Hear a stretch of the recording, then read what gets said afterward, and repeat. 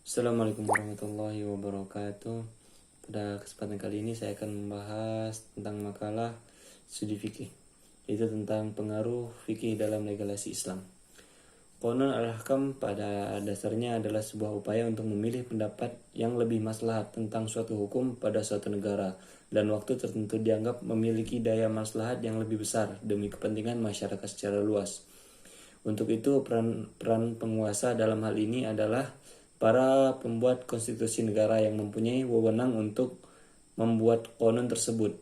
Dalam hukum Islam tersebut diatur dalam ilmu syiasiyah dusturiyah, yakni siasah yang mengatur hubungan warga negara dengan lembaga negara, yang satu dengan warga negara dan lembaga negara yang lainnya dalam batas-batas administrasi negara.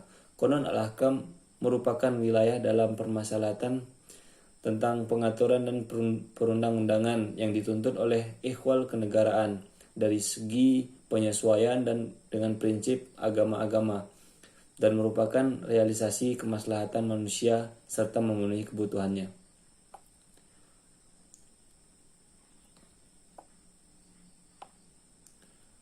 Qanun Tahkim al-Ahkam secara etimologis, kata qanun merupakan bentuk masdar dari qanana yang berarti membentuk undang-undang.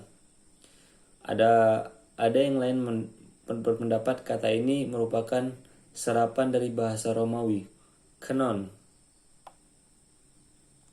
Namun ada juga yang berpendapat ini berasal dari kata Persia, seakar dengan taknin adalah kata konon, yang berarti segala sesuatu dan juga secara jalan atau torikoh. Qanun al-Ahkam berarti mengumpulkan hukum kaidah penetapan hukum atau tasyri' yang berkaitan dengan masalah hubungan sosial, menyusun secara sistematis, serta mengungkapkan dengan kalimat-kalimat yang tegas, ringkas, dan jelas dalam bentuk bab, pasal, ataupun ayat, memiliki nomor secara berurutan, kemudian menetapkan sebagai undang-undang atau peraturan, lantas disahkan oleh pemerintah, sehingga wajib bagi penegak hukum menerapkannya di tengah masyarakat.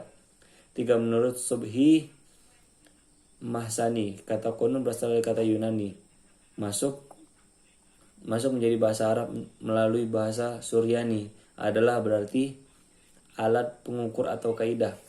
Di Eropa, istilah qanun dipakai untuk menunjukkan hukum gereja yang disebut kanonik.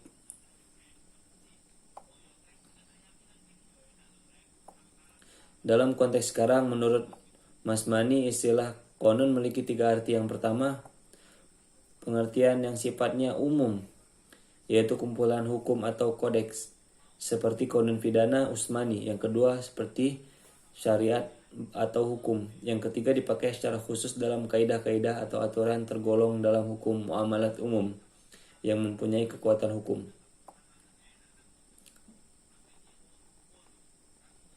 Keberadaan sejak Nabi Shallallahu Alaihi Wasallam, akan tetapi apabila qanun diartikan sebagai konsep hukum sekarang, yakni hukum tertulis yang bersifat mengikat, temporer dan memiliki sanksi, maka qanun dalam konsep tersebut tidaklah dapat diterapkan pada masa Nabi Shallallahu Alaihi Wasallam.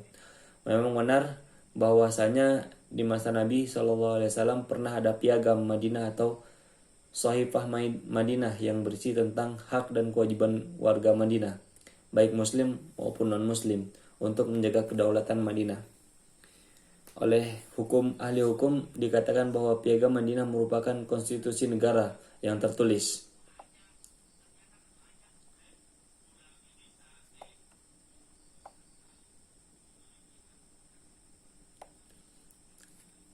Di antara mereka adalah Salih bin Gasun, Abdul Majid bin Hasan, Abdullah bin Mani, Abdullah Khayyat bin Muhammad bin Jabir, Rashid bin Hunain. Selain mereka adalah Mustafa Al-Zarqa, Abu Zahroh, Ali Kahfif. Selain di antara dalil yang digunakan untuk memperkuat pandangan ini adalah Surah An-Nisa ayat 59 yang yang artinya hai orang-orang yang beriman, taatilah Allah dan taati Rasulnya dan uli amri di antara mereka. Kemudian kamu berlainan pendapat tentang sesuatu, maka kembalikanlah ia kepada Allah dan Rasulnya, Al-Quran dan sunnahnya. Jika kamu benar beriman kepada Allah dan hari kemudian, yang demikian itu lebih utama bagimu dan lebih baik akibatnya. Berdasarkan ayat ini, jika ulul amri tidak menyuruh perbuatan baik dan maksiat dan tidak bertentangan dengan hukum-hukum syariat, maka wajib bagi umatnya untuk menaatinya. Sikap patuh penegak hukum ada yang melaksanakan undang-undang di mana mereka diwajibkan untuk taat adalah suatu kepatuhan kepada pemerintah sebagaimana yang diperintahkan oleh ayat tersebut.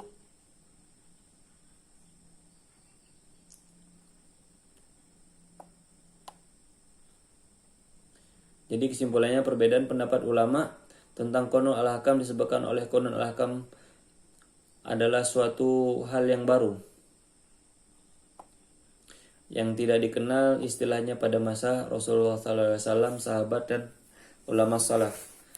Pendapat ulama dalam hal ini ada dua, yakni membolehkan dan melarang. Ulama yang membolehkan Qanun al-Ahkam berpendapat bahwasanya membuat hukum dalam suatu undang-undang yang diberlakukan untuk seluruh individu dalam satu wilayah kekuasaan negara adalah suatu hal yang membawa maslahat. Kemudian keputusan yang dianggap maslahat oleh Utsman bin Affan ketika mengkodifikasi Al-Quran dalam satu bahasa, kemudian memusnahkan seluruh mushaf yang telah dikodifikasikan itu.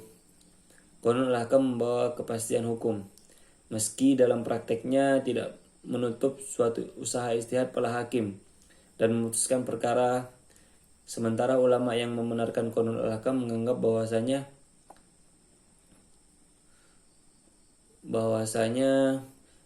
ini adalah penyimpangan yang tidak dibenarkan. Argumentasi mereka adalah keharusan para hakim yang mencari kebenaran dan keadilan melalui ijtihad dan para sumber, yakni Al-Quran dan hadis.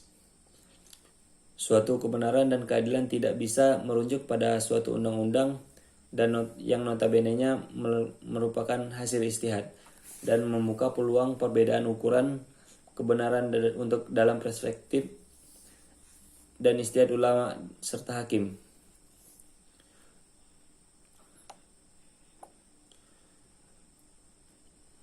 Dalam hal ini, dalam hukum Islam yang bersumber dari wahyu kemudian disusun dalam sebuah undang-undang memiliki kekuatan mengikat bagi warga negara sehingga meminimalisir adanya kesengajaan antara hukum Islam berkembangnya dipahami sebagai ajaran hukum Islam dalam praktek. Mungkin itu saja penjelasan tentang makalah studi fikih ini. Lebih dan kurang mohon maaf. Assalamualaikum warahmatullahi wabarakatuh.